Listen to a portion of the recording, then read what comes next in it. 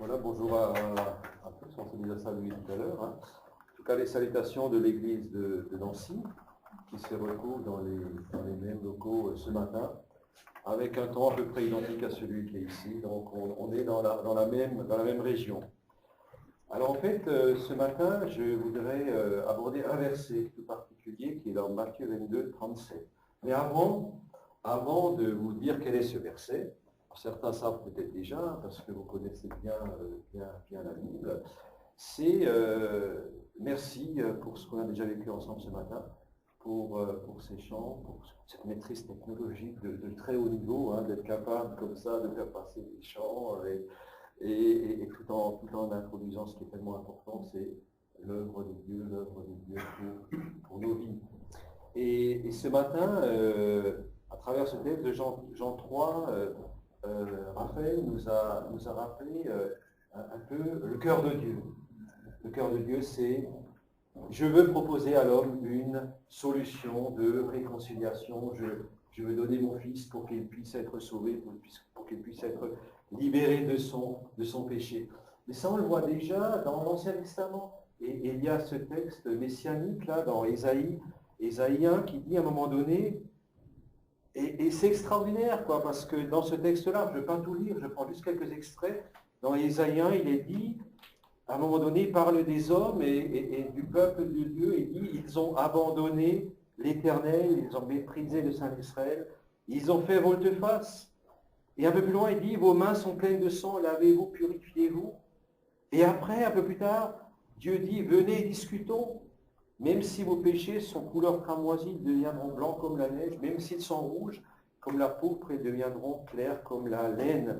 Et là, on voit le cœur de Dieu. Le cœur de Dieu, je veux que l'homme puisse être réconcilié avec Dieu. Et ça, c'est depuis le début de la Bible jusqu'à l'Apocalypse. C'est vraiment le projet de Dieu que l'homme puisse être réconcilié avec Dieu. Et c'est un cadeau. C'est un cadeau. C'est un cadeau et bien évidemment, beaucoup de nos contemporains passent à côté de ce cadeau. Alors récemment, j'ai vu une comparaison. Vous avez, alors je ne sais pas si tu as déjà appris cette histoire, qu'à un moment donné, les marins dans les temps anciens, ils mouraient sur leur bateau d'une maladie qui s'appelait le scorbut. Tu n'as pas encore appris ça, mais ta maman te racontera. Et en fait, ils mouraient d'une maladie qui s'appelle le scorbut parce qu'il leur manquait des vitamines. Et dans les aliments qu'ils emmenaient sur leur bateau, il n'y avait pas les vitamines. Alors que dans la mer, à côté, il y avait du plancton. Le plancton, tu sais ce que c'est? Le plancton, c'est ce que certains poissons utilisent pour se nourrir. Il y avait plein de vitamines. Et il aurait suffi qu'ils prennent du plancton qui est dans la mer pour se nourrir, et ils n'étaient pas malades, ils ne mourraient pas. Et en fait, pour le cadeau de Dieu, c'est un peu pareil. Le cadeau de Dieu, il existe. Il est donné. Et puis beaucoup de gens ne savent pas qu'il existe.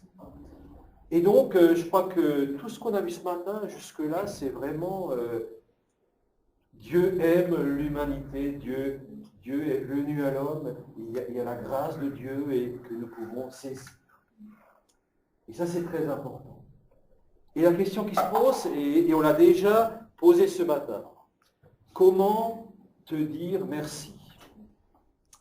Comment te dire merci? Alors, c'est une question qu'on va aborder ce matin.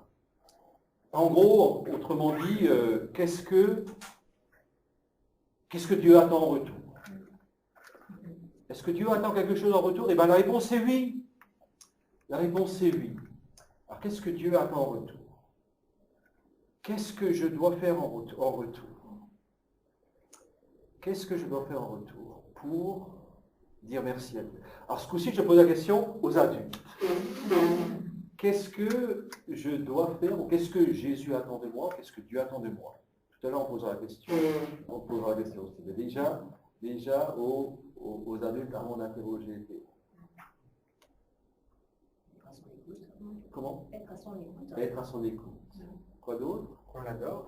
Qu'on l'adore. Quoi d'autre? Qu'on lui obéisse. Bien, on y est. On est au verset du jour. Et le verset du jour, c'est ce verset de Matthieu 22, 36, où il y a quelqu'un qui est venu poser la question à Jésus, Maître, quel est le commandement le plus grand? Quel est le plus grand commandement de la loi? Et l'intérêt du message de Jésus, c'est qu'il est super clair. Il n'y a pas d'ambiguïté. Mais ce n'est pas toujours ce qu'on croit. C'est pas toujours ce qu'on croit, c'est pas toujours ce qu'on interprète non plus. Alors je propose, là dans ce texte-là, il est dit, Jésus lui répondit, tu aimeras le Seigneur ton Dieu de tout ton cœur, de toute ton âme et de toute ta pensée. C'est le premier et le plus grand commandement. Du coup, finalement, la réponse que Jésus attend, c'est que l'homme, ou le jeune homme, ou l'homme plus âgé comme moi, effectivement, réalise quel est l'amour de Dieu et que il lui manifeste de l'amour en retour. C'est ça. Alors comment est-ce que je peux aimer Dieu, Théo? Comment est-ce que je peux manifester à Dieu que je l'aime? Par exemple, ta maman t'offre un VTT tout neuf pour faire tes compétitions et tu vas lui faire un gros bisou parce que tu es très content. Est-ce que tu vas faire un gros bisou à Dieu? Oui. Comment? Pour faire une prière. Peut-être. Voilà, on va y arriver, on va y arriver. Et donc, on va focaliser ce matin sur ce verset-là. Alors, il y a, le texte se poursuit, hein, et voici le second qui lui est semblable, tu aimeras ton prochain comme toi-même. Mais en fait, on ne va pas avoir le temps de traiter la deuxième partie. Donc, on va s'arrêter à la première partie. Et finalement, Jésus nous dit, ce qui est important dans la vie, c'est que tu manifestes ton amour pour Dieu parce qu'il t'a tout donné, parce que tout ce qu'on a vu ce matin. Bien. Alors, il y a dans ce verset-là plusieurs choses. Aimer. Alors, que veut dire aimer? Alors, si on prend la définition de Larousse, il est dit avoir pour quelqu'un quelque chose, de l'affection, de la tendresse, de l'amitié, de la passion. Aimer ses amis, aimer son pays. Ça peut aussi être amoureux, éprouver de l'amour pour quelqu'un. Et puis, on va se rendre compte qu'une des premières caractéristiques de l'amour, c'est si j'aime mes amis, je vais passer du temps avec eux. J'aime mon copain, j'aime ma copine, je passe du temps avec elle, avec lui. J'aime mon cheval, si j'ai un cheval. Je passe du temps avec mon cheval. Hein, c'est ça, hein? J'aime mon mari ou ma femme et j'aime passer du temps avec lui ou avec elle. Et puis on va se rendre compte que Jésus, il a exactement fait ce que tu as dit, Théo. Jésus, en fait, il passait beaucoup de temps avec son Père. J'ai plusieurs exemples, hein, vous les connaissez, hein, Luc 6, 12, en ce temps-là, Jésus se rendit sur la montagne pour prier, il passa toute la nuit à prier Dieu. Mais parce qu'il aimait Dieu, il aimait être en compagnie de Dieu et il priait Dieu. Luc 9, 28, environ 8 jours après qu'il dit ces paroles, Jésus prit avec lui Pierre, Jean et Jacques et il monta sur la montagne pour prier. Luc 18, 1, Jésus leur adressait une parabole pour montrer qu'il faut toujours prier et ne point se relâcher. Marc 6, 46, quand il eut renvoyé, il s'en alla sur la montagne pour prier. Là-dessus, Jésus, Matthieu 26, 36, alla avec eux dans un lieu appelé Gethsémane et il dit aux disciples, asseyez-vous ici, pendant que je m'éloignerai pour prier. Donc la première manière de manifester son amour à Dieu, c'est de passer du temps avec Dieu.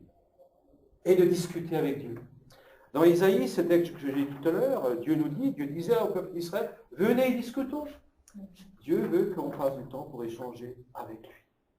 Alors, c'est le matin au culte, le dimanche matin. C'est à d'autres moments. Et en fait, peut-être la première preuve de l'amour que l'on a pour Dieu, c'est le temps que l'on passe avec lui. Alors, la première question qui peut se poser, c'est est-ce que j'aime réellement mon Dieu? Est-ce que je passe vraiment du temps avec lui chaque jour? Est-ce que j'échange avec Dieu? Première question. Parce que si je n'échange pas avec Dieu, en réalité, je sais que Dieu m'aime, mais peut-être que moi, je ne l'aime pas vraiment. Des amis qui ne passent plus de temps ensemble ne sont plus des amis. Des amoureux qui ne passent plus de temps ensemble ne sont plus amoureux. Et du coup, ça m'interpelle, c'est est-ce que j'ai reçu beaucoup de Dieu? Est-ce que je suis prêt à passer du temps avec lui? Et là, on va se rendre compte que aimer Dieu, c'est pas simplement avoir des sentiments pour Dieu, mais c'est pas simplement se sentir bien avec Dieu, mais c'est aussi d'aller plus loin. Et là, on va arriver à la remarque de notre j'ai oublié ton prénom, de ce que tu disais tout à l'heure. En fait, dans Jean 14, verset 15, Jésus va plus loin. Jésus va plus loin et il va dire, si vous m'aimez, gardez mes commandements. Alors donc, il y a déjà cette proximité avec Dieu et ensuite, il y a cette volonté de garder ses commandements. Alors, garder ses commandements, ça veut dire quoi? Alors, là, on va être plus précis. Donc, on va arriver à ce que quelqu'un d'autre a dit tout à l'heure. Jean 14, versets 21 à 24. Garder ses commandements, ça veut dire quoi? Concrètement, on va y arriver. Celui qui a mes commandements et qui les garde, c'est celui qui m'aime. Donc, ça, c'est l'affirmation de tout à l'heure. Hein. C'est celui qui m'aime et celui qui m'aime sera aimé de mon Père. Donc, on a bien celui qui aime Dieu, il passe du temps avec lui et il garde ses commandements. Et après, Jésus va plus loin et il dit, si quelqu'un m'aime, il gardera ma parole et mon Père l'aimera. Nous viendrons à lui et nous ferons notre demeure chez lui. Celui qui ne m'aime pas ne garde point mes paroles. Et les paroles de Dieu, c'est quoi? Eh bien, c'est la parole de Dieu, c'est l'évangile. Et en fait, je vais simplement faire un tout petit aparté pour montrer combien il est important de connaître la parole de Dieu. Parce que tant d'hommes racontent tellement de choses qui ne sont pas forcément justes. Et l'ennemi de Dieu, Satan, le premier. Alors souvenez-vous de ce passage dans Matthieu 4, et qui va nous montrer combien il est important de connaître la parole de Dieu. Alors Jésus fut emmené par l'Esprit dans le désert pour être tenté par le diable. Après avoir jeûné 40 jours et 40 nuits de faim, le tentateur s'étant approché lui dit, et puis il va se baser sur une partie du texte biblique, « Si tu es fils de Dieu, ordonne que ces pierres deviennent des pains. » Jésus répondit, « Il est écrit. » Il connaissait Jésus la parole de Dieu. Il est écrit, il connaissait tout ce qui est écrit par les prophètes de l'Ancien Testament. L'homme ne vivra pas de pain seulement, mais de toute parole qui sort de la bouche de Dieu. Et par 3 fois, Jésus, en fait, il va contrecarrer les attaques de Satan et du diable parce qu'il connaît la parole de Dieu. Le diable le transporta dans la ville sainte, le plaça sur le haut du temple et lui dit, si tu es fils de Dieu, jette-toi en bas, car il est écrit, il donnera des ordres à ses anges à ton sujet, et ils te porteront sur les mains, de peur que ton pied ne heurte contre une pierre. Là encore, il cite un texte biblique.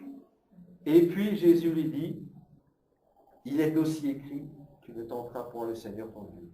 Et la 3e fois où le diable va l'attaquer, le diable le transporta encore sur une montagne très élevée, lui montra tous les royaumes du monde et leur gloire, et lui dit, je te donnerai toutes ces choses si tu te prosternes et m'adores. Jésus lui dit, retire-toi, Satan. Il est écrit, tu adoreras le Seigneur ton Dieu et tu le serviras lui seul. Alors le diable le laissa et voici des anges vinrent auprès de Jésus et le servaient. Jésus connaissait la parole de Dieu. Et en réalité, parfois, nous disons que nous connaissons et nous ne connaissons pas. Alors, je vais vous donner un exemple. Je suis avec des étudiants, c'est mon travail, je suis avec des étudiants et un étudiant me dit, je suis vraiment passionné par l'autonomie protéique des entreprises agricoles françaises. Bon. Alors je lui dis, bien, qu'est-ce que tu as lu la dernière fois sur ce sujet? Est-ce que tu as suivi, par exemple, l'intervention du président de la République sur l'importation de tourteaux de soja des États-Unis ou du Brésil? Est-ce que tu as lu le dernier article là-dessus? L'étudiant me dit non, j'ai rien lu, j'étais sur YouTube, j'ai regardé des vidéos, etc., mais j'ai rien lu tout ça. Du coup, je lui dis, donc c'est faux, c'est pas vrai que tu es intéressé par l'autonomie protéique des exploitations agricoles françaises. C'est pas vrai, tu racontes des conneries. Et parfois, nous les chrétiens, on croit connaître la parole de Dieu, on dit la connaître, mais peut-être qu'on la connaît pas bien. Alors la question qui peut se poser, est-ce que je suis comme mes étudiants, où je dis que je suis chrétien, je crois connaître la parole de Dieu, mais je l'étudie presque jamais. Concrètement, je fais comment? Comment est-ce que je fais pour connaître la parole de Dieu? Alors, il y a plein de possibilités aujourd'hui. Hein. Il y a des sites chrétiens, il y a des rencontres d'études bibliques, il y a des lectures quotidiennes qu'on peut avoir, il y a des séminaires, il y a des journées d'études. Et la question que je me pose et que j'aimerais vous poser ce matin, quel est mon investissement dans l'étude de la parole de Dieu? Parce que, souvenez-vous, ce que dit Jésus, celui qui a mes commandements et qui les garde, c'est celui qui m'aime. Si quelqu'un m'aime, il gardera ma parole. Et donc pour garder sa parole, il faut la connaître. C'est quand même le point de départ. Du coup, la question, c'est effectivement qu'il est essentiel pour quelqu'un qui veut en retour aimer Dieu, de connaître sa parole et de la suivre. Et ça, c'est le point suivant. L'importance de vivre la parole de Dieu. Alors, il y a déjà donc, le temps qu'on passe avec Dieu, quelque chose d'important pour manifester son amour à Dieu, de connaître sa parole, connaître ce qu'il nous dit, ce qu'il nous enseigne, et ensuite de vivre ce qu'il nous enseigne. Et c'est la conséquence. Et on va se rendre compte que la Bible, elle a des enseignements qui sont très clairs et très précis sur la manière d'utiliser ses richesses, sur la manière de soigner la planète. Et oui, aujourd'hui, c'est dans l'air du temps, que de la Bible sur la manière de soigner la planète. Elle nous dit plein de choses sur la manière d'accueillir notre prochain. Et je vais aller plus loin, je vais dire que la manière dont j'utilise mes richesses, les richesses, ce n'est pas que l'argent, c'est peut-être les talents que Dieu m'a donnés, c'est peut-être mes capacités, sont un indicateur de l'amour que j'ai pour Dieu. Vous savez, il y a ce texte dans la Bible là, qui nous parle de ce mauvais riche qui en fait a une entreprise florissante, qui se développe, et à côté de ça, il y a le gars qui meurt de faim et qui va mourir vraiment, Lazare. Comment vivons-nous les injustices de ce monde? Avec détachement comme ce mauvais riche? Ou alors avec compassion et partage comme ce fut le cas dans la première Église? Et dans Acte 2, il est dit, ils partageaient tout entre eux. Et je pense que dans l'Église, entre croyants, on a beaucoup de choses à apprendre. On a beaucoup plus de choses que nous sommes appelés à partager les uns avec les autres. L'Église doit sans doute être ce laboratoire, ce lieu où on vit vraiment ce partage et cet échange entre frères et sœurs. Et je rappelle, les richesses ne sont pas que fondées sur l'argent. Les chrétiens sont appelés à être des exemplaires dans le partage des biens, le soutien malheureux. L'Église doit et peut être ce lieu de partage et de distribution de soutien solidaire. Et dans l'histoire de l'Église, on connaît des chrétiens qui ont généré des œuvres importantes dans nos églises évangéliques, mais également dans les autres églises. Je pense à l'abbé Pierre, je pense à ceux qui ont fondé Emmaüs, je pense à ceux qui ont fondé l'Armée du Salut. Quelque part, à un moment donné, c'était l'importance de vivre la parole de Dieu au quotidien. Et si je vis cet amour de Dieu au quotidien, je manifeste de l'amour pour mon Dieu. C'est l'exemple, quand Jésus cite l'exemple, si tu donnes un verre d'eau à celui qui a soif, effectivement, tu manifestes de l'amour pour moi. Et on va se rendre compte qu'effectivement, que tout est lié à ce verset. Est-ce que je suis égoïste? Je veux recevoir l'amour de Dieu, mais après je ferme la porte et je ne vis pas cet amour au quotidien. Au contraire, je mets en œuvre l'amour. Alors on n'est pas obligé d'être très riche. Souvenez-vous de ce texte dans Luc 21 où Jésus, ayant levé les yeux, vit des riches qui mettaient leurs offrandes dans le tronc. il trouvait ça secondaire, parce qu'en fait, ça représentait presque rien pour eux. Et puis, il vit aussi cette pauvre veuve qui mettait 2 petites pièces, et il dit, je vous le dis en vérité, cette pauvre veuve a mis plus que tous les autres. Elle a mis de son nécessaire tout ce qu'elle avait pour vivre. Oui, donc là, comment est-ce que je manifeste mon amour pour le prochain avec les richesses, les talents que Dieu m'a donnés. Vous connaissez cette parole des talents, hein. On en a un qui a eu 5, je crois, qui en fait valoriser 5 autres. Celui qui en a qu'une, il dit, non, de toute façon, je vais rien faire fructifier, au final, il va la restituer. Et il y a aussi cette promesse dans Malachie 3.10, que vous connaissez peut-être, apporter à la maison du trésor toutes les dîmes, afin qu'il y ait de la nourriture dans la maison. Mettez-moi de la sorte à l'épreuve, dit l'Éternel des armées, et vous verrez, si je n'ouvre pas pour vous les écluses des cieux, si je ne répands pas sur vous la bénédiction en abondance. Donc ça c'est le premier volet, un exemple d'une manière de manifester l'amour de Dieu. Et puis deuxième, la manière dont je m'engage pour la planète est un indicateur de mon amour pour Dieu. Comment est-ce que je m'engage pour la planète? Dans Genèse 15, 2.15, l'Éternel prit l'homme et le plaça dans le jardin d'Éden pour le cultiver et le garder. Pas pour le détruire, pour le cultiver, pour le garder, pour en prendre soin. Et là, la question qui peut se poser, c'est mon attitude, mes actions.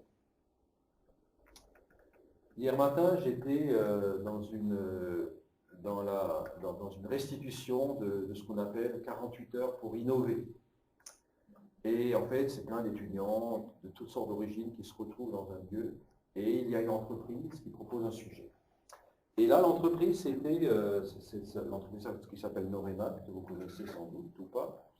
Et en fait, leur sujet, c'était comment peut-on résoudre le problème des déchets en bord de route. C'est des automobilistes qui balancent des plastiques, qui balancent des bouteilles, qui balancent des... Voilà. Tu sais comment? Bah oui. Ah ben, c'est pas mal. Tu aurais dû participer aux 48 heures pour l'innovation. Bah, en gros, moi j'ai participé aussi avec mon école. Eh bien, c'est bien. C'est bien.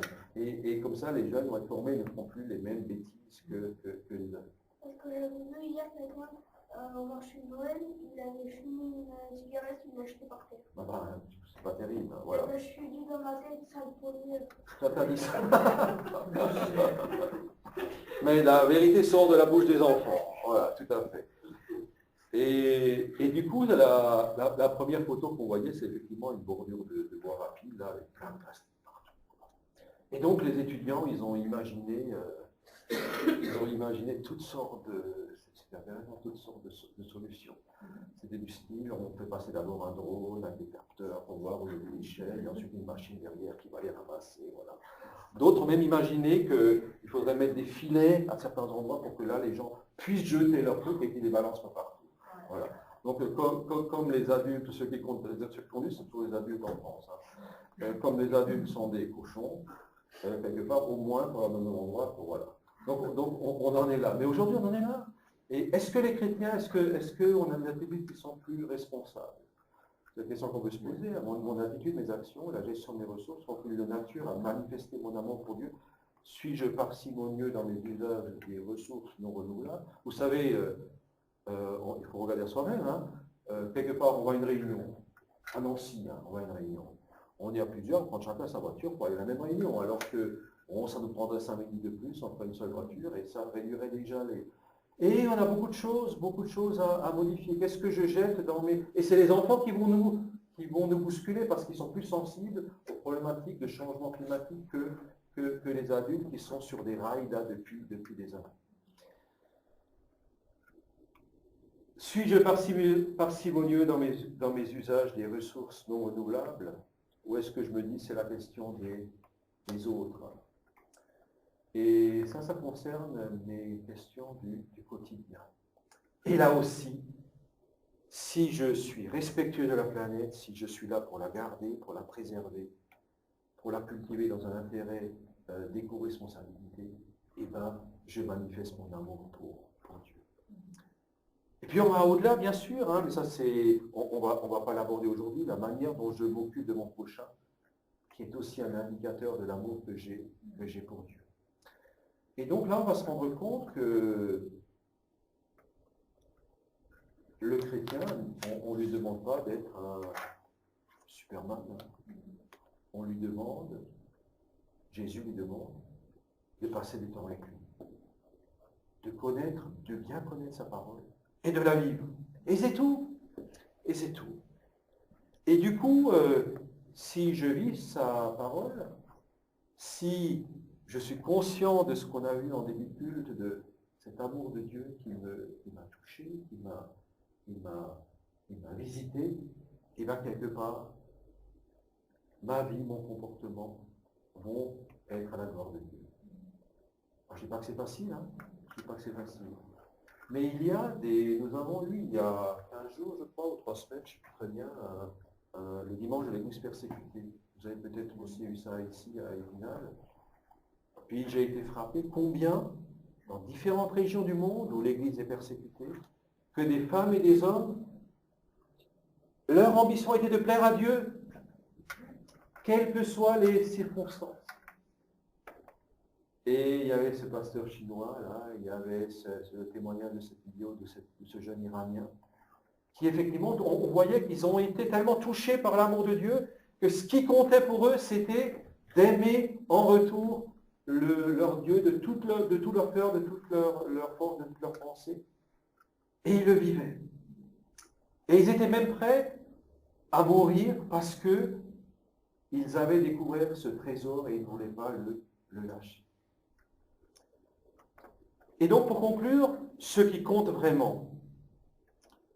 Ce qui compte vraiment. Alors ça, c'est peut-être des questions que les uns et les autres, on se pose parfois. Mais qu'est-ce qui compte vraiment dans notre monde qui est tellement compliqué, qu'est-ce qui compte vraiment? Eh bien, ce qui compte vraiment, c'est le temps que je passe avec elle. Ma connaissance de sa parole, ma volonté de vivre ce que Dieu enseigne. Voilà ce qui compte vraiment. Et puis, il y a ce verset pour conclure, en effet, vous êtes le temple de Dieu vivant, comme Dieu l'a dit. J'habiterai et je marcherai au milieu d'eux, je serai leur Dieu et ils seront mon peuple. Et je vous propose de conclure par la prière et pour que l'on demande à Dieu que nous ne soyons pas des chrétiens égoïstes, des chrétiens qui veulent bien recevoir le cadeau de Dieu, mais qui ne veulent pas aimer Dieu en retour. Voilà, prions ensemble. Et Seigneur, nous voulons te remercier pour ta parole, nous voulons te remercier pour cette œuvre extraordinaire de Dieu manifestée dans la Bible, manifestée dans ta parole. Nous voulons aussi te remercier pour cet enseignement où tu dis le plus grand commandement, c'est d'aimer Dieu de tout son cœur, de toute sa force, de toute sa pensée. Et Seigneur, oui, nous voulons te demander pardon. Pardon, Seigneur, pour toutes ces fois où en fait ce n'est pas vrai, où nous ne vivons pas ce commandement. Peut-être que le temps que nous passons avec Dieu est peut-être inexistant et peut-être très limité. Ou le temps où nous cherchons à mieux connaître la parole de Dieu est peut-être aussi trop limité. Et puis où nos priorités dans nos engagements ne sont pas d'honorer notre Dieu. Seigneur, nous voulons te remercier parce que c'est toi qui désires faire cette œuvre dans la vie de chacun d'entre nous, dans nos cœurs. Et nous voulons prier, Seigneur, pour que nous puissions être de ces chrétiens qui t'aiment vraiment et qui manifestent à travers leur vie de tous les jours l'engagement qu'ils ont pour toi. Au nom de Jésus-Christ. Amen. Amen.